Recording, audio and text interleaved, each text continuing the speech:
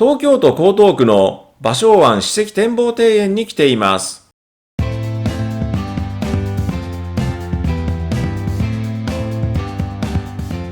階段を登った先には松尾芭蕉像が置かれています。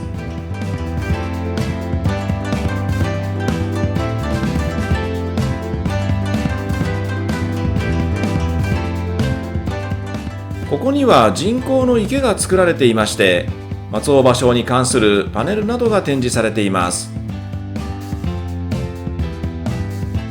ここは小名木川と隅田川の合流地点にあたり、奥には清洲橋が見えています。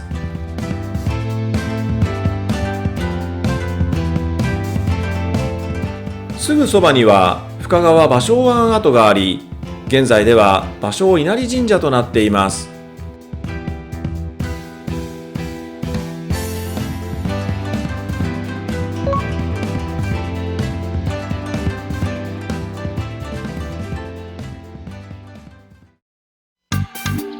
それではまず今回の主人公松尾芭蕉について整理しておきましょう。松尾芭蕉は現在の三重県伊賀の国に生まれました。本名は松尾宗房といい、芭蕉は最終的な配合です。伊賀上野には松尾芭蕉生誕300年を記念して建てられた拝正殿があります。芭蕉が生きた時代は17世紀後半から18世紀初頭のいわゆる元禄文化が花開いた時代です。文学の世界では松尾芭蕉の他に井原西鶴、近松門左衛門などが活躍しました。俳句というのはもともと和歌から始まりまして、室町時代には上の句と下の句を交互に読む連歌が広まりました。これが江戸時代に庶民に浸透したものが俳諧です。明治に入ってその北句を俳句と呼ぶようになりました。その後の略歴です。1656年、父親の病没により芭蕉は藤堂家に出仕します。主の義忠が北村貴銀の弟子だったことが縁となり、芭蕉も俳諧の世界に入ることになります。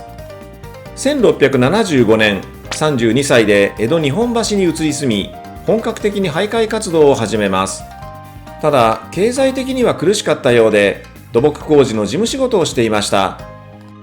定職を持たないことで人目を引くのを避けたためとも言われています。またこの時は文京区の関口に住んでいました。1680年、深川に草案を結びます。これが深川芭蕉庵です。1686年には有名な古池や河津飛び込む水の音という句を読んだ北句会を開催。その3年後には弟子の河合空を伴って奥の細道の旅に出ています。この年は西行の500回忌にあたる年です。西行は平安時代末期の武士で、後に出家をし、旅をして歌を読んだ人物です。芭蕉の旅の目的は、西行らが訪れた歌枕を訪ねることでした。1694年、体調を崩した芭蕉は大阪にて辞世の句を読みます。そして10月12日、息を引き取りました。芭蕉51歳の生涯でした。隅田川沿いの遊歩道を北に進み、芭蕉記念館に移動します。途中に芭蕉の句碑が置かれています。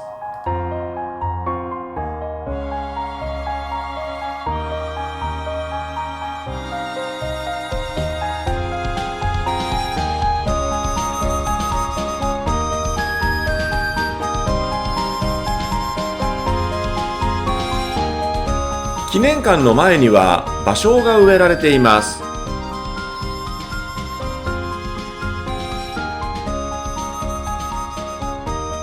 入ったところは小さな庭園になっています。石碑には深川で読んだ句が刻まれています。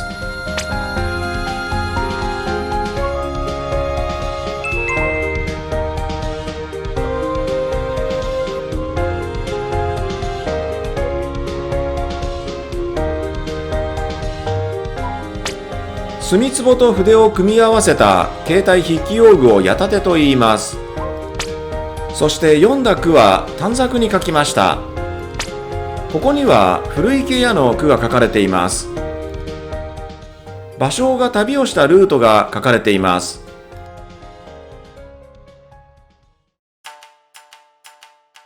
赤い線で書かれている奥の細道ルートをたどってみましょう。深川を出発したのが旧暦3月27日。現在の暦で言いますと1ヶ月半ずれますので5月16日頃です。栃木県の日光、福島県の白河の関跡を通り、5月には松島を訪れています。そして平泉、新庄を経て日本海側に出ます。出雲崎、金沢を通って8月下旬には結びの地である大垣に到着しました。5ヶ月かけて 2400km を歩く旅でした。千住大橋駅に移動しました。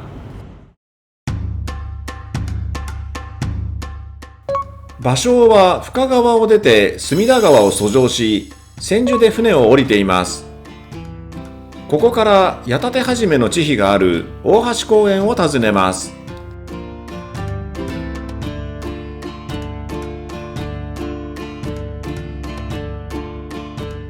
千住大橋のたもとに大橋公園があります。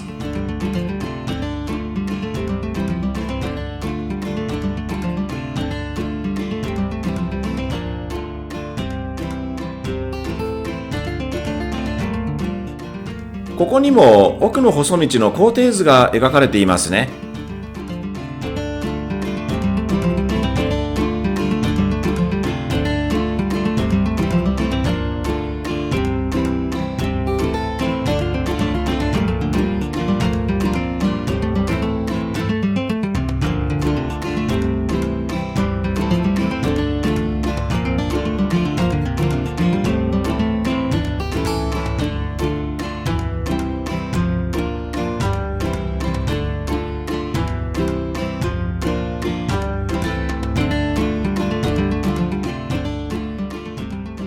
橋の下へ降りていきます。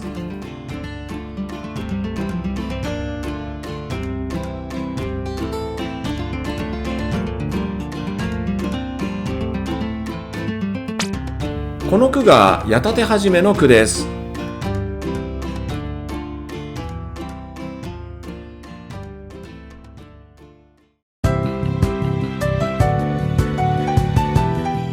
大橋近くには旅立ちを表す芭蕉像が2体立っていますので見に行きましょ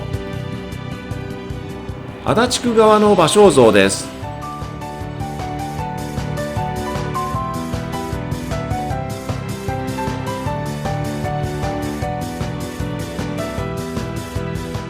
大橋を渡った先、荒川区にも芭蕉像があります。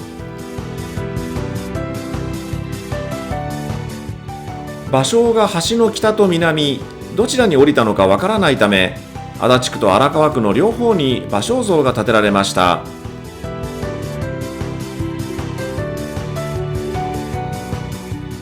荒川区側の芭蕉像です。